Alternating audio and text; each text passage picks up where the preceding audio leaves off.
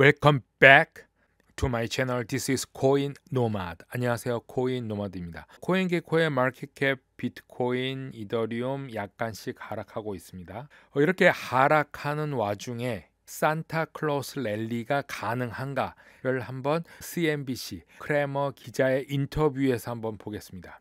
산타클로스 랠리가 스탁 마켓에 있는다면은 비트코인과 알트코인도 소폭이라도 상승하지 않을까 이렇게 기대를 해보겠습니다.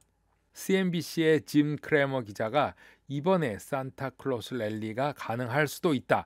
그 이유에 대해서 한번 설명해 보고 있습니다. 짐 크래머 기자는 예정보다 조금 일찍 더 회복할 가능성이 있다. 이렇게 말하면서 소위 산타클로스 랠리는 엄밀히 말해서 1년의 마지막 5일 거래일과 1월의 첫 이틀 거래일, 즉 연말과 연초 7일 거래일을 말하는 것으로 뱅크 오브 아메리카에 따르면 1928년부터 지금까지 S&P에서 500 지수는 78.5% 상승률을 기록했습니다. 즉 4번 중에 3번 크리스마스 산타클로스 랠리가 있었다는 것입니다. 1930년대에 보면은 오히려 연말 연초가 더 바빴다는 이야기도 있습니다. 자, 그러면은 최근에 2015년부터 20년 동안 산타클로스 랠리가 있었는지 한번 보겠습니다. 2015년과 16년 사이 2015년 산타클로스 랠리는 하락한 후 상승했습니다. 거의 변동사항이 없고 2016년, 17년에도 변동사항이 없습니다. 2017년, 18년에도 상승 후 하락, 변동사항이 없죠. 2018년, 19년에도 변동사항이 없습니다. 물론 하락했다 상승했지만 변동사항은 없었고 2019년, 20년에도 변동사항이 없다. 2020년, 21년에도 변동사항은 없습니다. 하락 후 상승. 그러면 이번에도 변동사항은 없다. 이렇게 예측을 해볼 수 있지만 100년 정도를 볼 때 4번 중에 3번은 산타클로스 랠리가 있었고 최근에는 상승, 하락했지만 결국 변동사항은 없다. 이렇게 과거를 한번 조사해 봤습니다.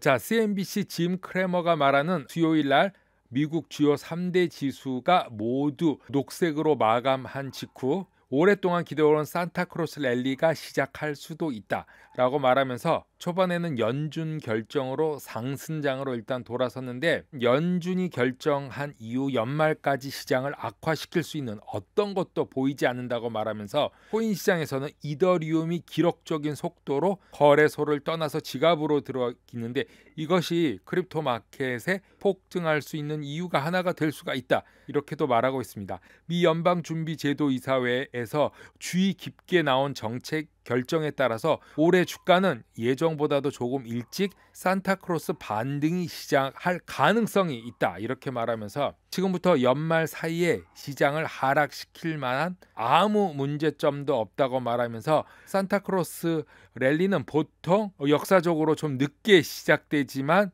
이번에는 이미 시작되었을 수도 있다고 말하면서 미국 중앙은행이 테이퍼링으로 알려진 월별 채권 자산 매입 속도를 높여서 시작될 것이고 노동시장은 회복될 가능성을 보이고 있다. 이렇게 말하고 있습니다.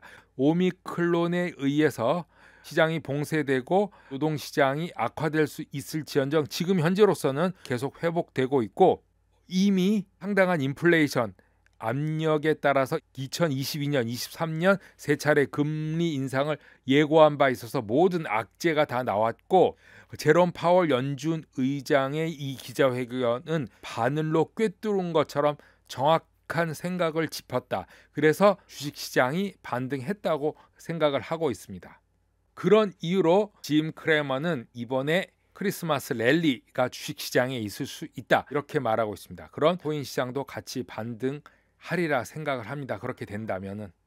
자, 지난번에는 메타버스 코인이 어떤 코인이며 어떤 것을 투자해야 되는지 그런 것을 한번 봤는데요. 오늘은 NFT 토큰이 어떤 식으로 우리에게 다가오고 2022년은 왜 우리가 NFT를 투자해야 되는지 어떤 코인을 투자해야 되는지 한번 보겠습니다. 예를 들어서 이렇게 아디다스라는 기업이 이제 NFT 토큰 컬렉션을 한다고 합니다. 이렇게 메타버스라는 큰 테두리 울타리 안으로 NFT가 들어옴으로써 우리가 잘 아는 유명한 기업들이 이곳과 협력하고 이 NFT를 론칭하기 시작한다. 이것은 한 예입니다. 코카콜라, 펩시 그리고 많은 음식 회사들도 NFT를 진출할 것으로 보고 그것이 2022년이 될 것이다. P2E 게임스가 있습니다.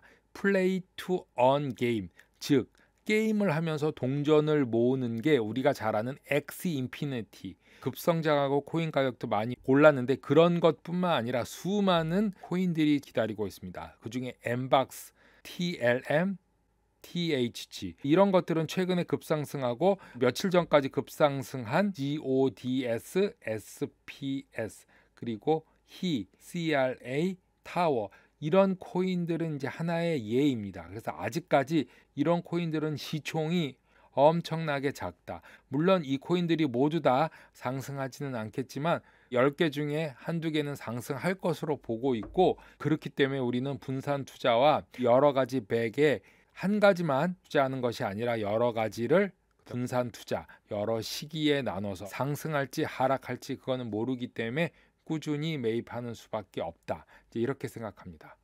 자, 트위터의 제시 몰이라고 하는 트위터가 알트장이 물 건너간 것 같아서 새로운 모자를 샀다고 올렸습니다. 이게 맥도날드죠. 젊은이들 사이에 맥도날드는 마지막 보류이다. 일할 수 있는 마지막 장소가 맥도날드입니다. 맥도날드 모자를 쓰고 있고 페페가 이렇게 비트코인 차트를 보면서 울상을 짓고 있죠.